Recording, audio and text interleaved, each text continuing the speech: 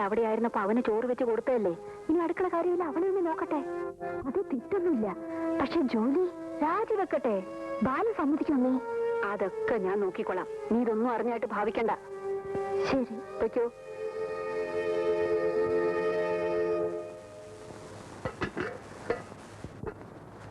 കോമതി, ദാ നിന്റെ ശമ്പളം 100 രൂപ കൂടുതലുണ്ട്. ഇന്ന് എന്നെ പിരിഞ്ഞു പോയിക്കോളൂ. ഞാൻ എന്ത് തെറ്റ് ചെയ്തിട്ടാ കൊച്ചെന്ന് എന്നെ പറഞ്ഞു വിടുന്നത്? നീ എന്തെങ്കിലും തെറ്റ് ചെയ്തെന്ന് ഞാൻ പറഞ്ഞോ? ഇവിടെ ഇനി ഒരു ജോലിക്കാരുടെ ആവശ്യമില്ല. ഇവിടുത്തെ കാര്യങ്ങൾ നോക്കാൻ മാത്രമുള്ള ആളുകൾ ഇപ്പൊ ഇവിടെ ഉണ്ട്. ദാ ഇന്ന് തന്നെ പൊയ്ക്കോ. നിന്റെ ഓഫീസിൽ നിന്റെ ഭാര്യ സ്റ്റെനോവായിട്ട് ജോലി ചെയ്യുന്നത് എനിക്ക് ആക്ഷേപമാണ്. അമ്മയ്ക്കത് വിഷമമാണെങ്കിൽ ഗീതയോട് രാജിവെക്കാൻ പറ. ഒരു ജോലിയുള്ളത് എന്തിനാ കളയുന്നത്? നിങ്ങൾ രണ്ടുപേരും ജോലിക്ക് പോയില്ലെങ്കിലും കഴിയാനുള്ള സ്വത്ത് ഇവിടെയുണ്ട്. അത് തന്നെയല്ല, ഒരു ജോലിക്കാരുണ്ടായിരുന്നവൾ പിരിഞ്ഞുപോയി. ഇന്നത്തെ കാലത്ത് ഇനി വീട്ടുജോലിക്ക് ഒരാളെ കിട്ടുക എന്ന് പറഞ്ഞാൽ വലിയ ബുദ്ധിമുട്ടാ. അപ്പൊ ഗീത ഉദ്യോഗം രാജിവെക്കണം പറയുന്നത് വീട്ടുജോലി ചെയ്യാൻ വേണ്ടിയാണോ? വീട്ടിലെ കാര്യങ്ങൾ നോക്കുന്നതിന് വീട്ടുജോലി എന്നല്ലേ പറയുന്നത്? ഇവിടെ ഇപ്പൊ നമ്മൾ 3 പെണ്ണുങ്ങളില്ലേ? വീട്ടുജോലിക്ക് ആരും കിട്ടിയില്ലെങ്കിലും ഇവിടുത്തെ കാര്യങ്ങൾ നമുക്ക് നോക്കാവുന്നതേ ഉള്ളൂ.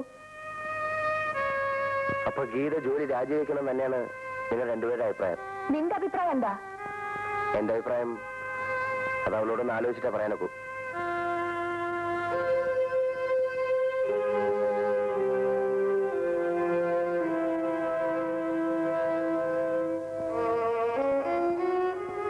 എല്ലാം കേൾക്കുന്നുണ്ടായിരുന്നല്ലേ? അമ്മ പറഞ്ഞതില് തെറ്റൊന്നുമില്ല.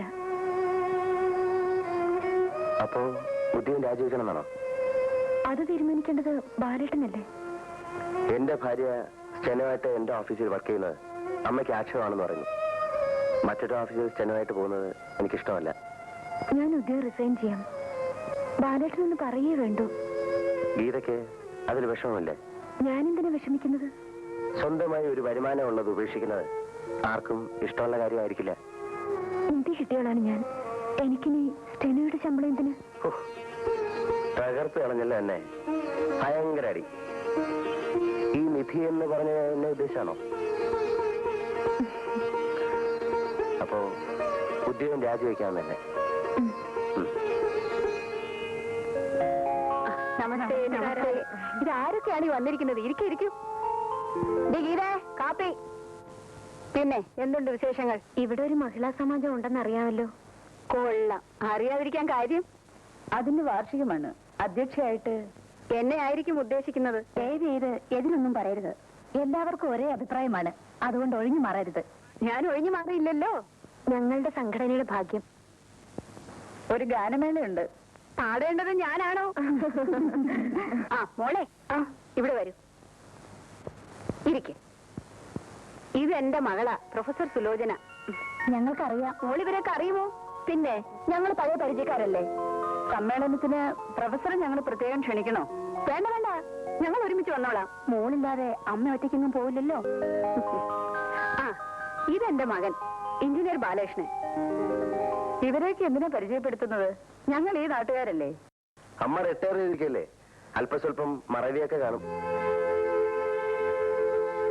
മീറ്റിംഗിന് അധ്യക്ഷയായിട്ട് അമ്മയെ ചാക്കരാൻ ഇറങ്ങിയതായിരിക്കും. അതെ, ഒരു ഗാനമേളയുണ്ട്. വേണ്ട, ഞാൻ കൊടുത്തു. തരാനാ പറഞ്ഞ.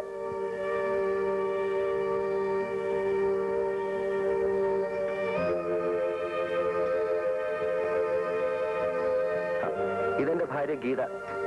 എന്റെ ഓഫീസിലെ സ്റ്റെനോ ആയിരുന്നു. ഇപ്പൊ ജോലി കളഞ്ഞു. വെറും ഭാര്യ. അടുക്കള ഭരണം. ഇരിക്കൂ.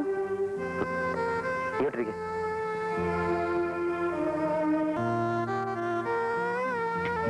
ഇരിക്കാനാ പറഞ്ഞത്. എന്നാ പരിപാടി? അടുത്ത 18-ാം തീയതി. ഓ, 18-ാം തീയതിയോ? ഞങ്ങൾ നേരത്തെ തന്നെ വരാം. അത് ഞങ്ങൾ ക്ഷണിച്ചില്ലല്ലോ. ഓ, അത് ശരിയാണല്ലോ. എങ്കിൽ വേഗം ഒന്ന് ക്ഷണിച്ചേക്ക്.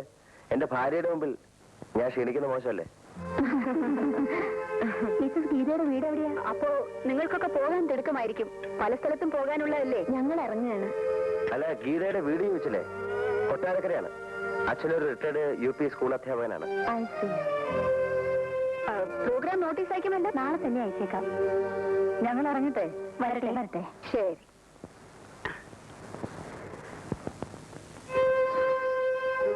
അവനോ നാണമില്ല.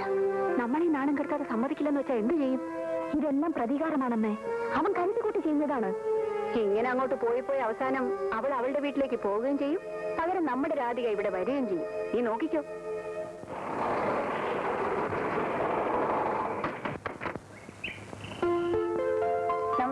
നമസ്കാരം.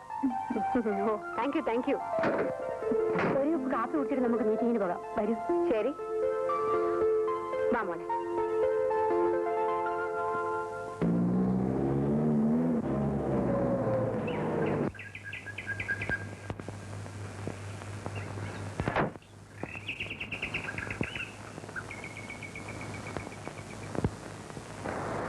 ഡാഡിയുടെ കാപ്പി. അമ്മ എവിടെ പോയി? അമ്മയും ചേച്ചിയും കൂടി മഹിളാ സമാജക്കാരുടെ പരിപാടിക്ക് പോയി. നിന്നെ വിളിച്ചില്ലേ? ഓ, ഞാൻ അവര് പോകാൻ നേരം നിന്നെ വിളിച്ചില്ല എന്നാ ചോദിച്ചേ. എന്നെ എന്തിനാ വിളിക്കുന്നേ? എന്തിനാണോ? വേഗം ഡ്രസ് മാറിട്ടോ. അയ്യോ, ഞാൻ പോകുന്നില്ല. പോകുന്നുണ്ട്. മര്യാദയ്ക്ക് മാറിട്ടോ. പിഴകൾ കൊണ്ട് സംഭവിച്ചു പോയിട്ടുള്ളവയാണ് അച്ഛനമ്മമാരും മക്കളും തമ്മിലുള്ള വഴക്ക്, ഭാര്യയും ഭർത്താവും തമ്മിലുള്ള ബലപരീക്ഷണം, അമ്മായിയമ്മയും മരുമകളും തമ്മിലുള്ള പോര്, അങ്ങനെ കുടുംബ ഭദ്രതയുടെ അടിത്തറ തകർക്കുന്ന താളപ്പിഴകൾ നിരവധിയാണ്. ഇതിന്റെ എല്ലാം ഉത്ഭവം സ്നേഹമില്ലായ്മയിൽ നിന്നാണെന്ന് അല്പമൊന്ന് ആലോചിച്ചാൽ നമുക്ക് മനസ്സിലാവും. സ്നേഹമാണ് അഖിലസാര മൊഴിയിൽ എന്ന മഹത്വചനം നമ്മൾ മറക്കാതിരിക്കുക. ശത്രുവിനെ പോലും സ്നേഹിക്കുക എന്ന ആപ്തവാക്യം നമ്മുടെ ജീവിതത്തിലും പ്രാവർത്തികമാക്കുക.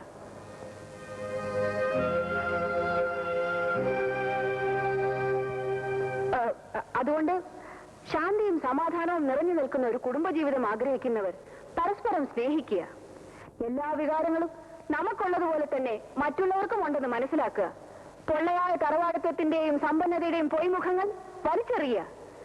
ഒരു മുന്നുകൊണ്ടുപോലും അന്യരെ വേദനിപ്പിക്കാതിരിക്കുക.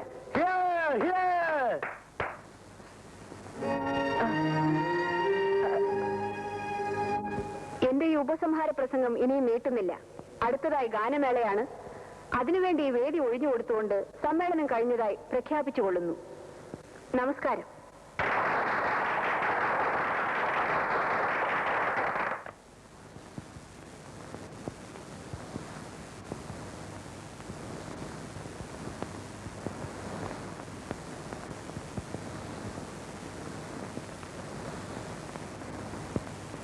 സർ, അമ്പിളിക്കുട്ടിനൊരു ഇൻട്രഡക്ഷൻ കൊടുക്കണം.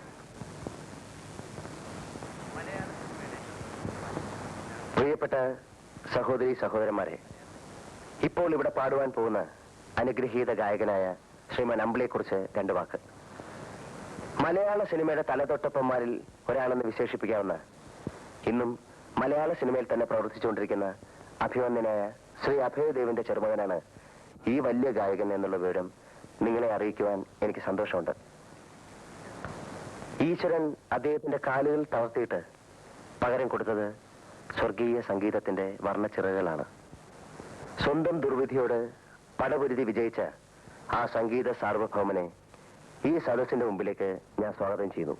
ശ്രീ അമ്പിളി.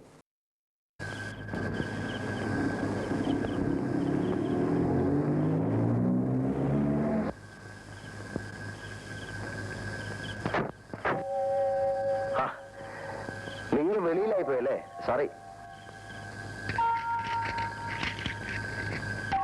കേറിപ്പോരെ.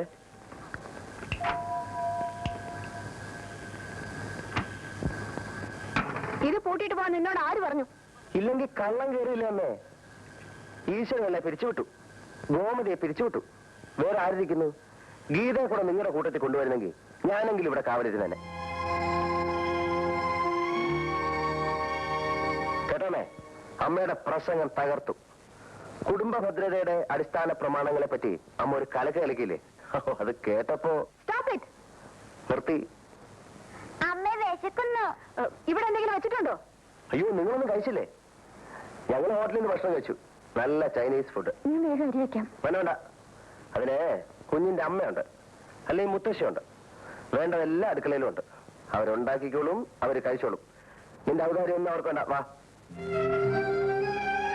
ഇതെല്ലാം അവള് പറഞ്ഞു ചോദിച്ചിട്ടുള്ളതാ. നേരെ അമ്മേ, ഞാൻ പോയി കഞ്ഞി വെക്കാം.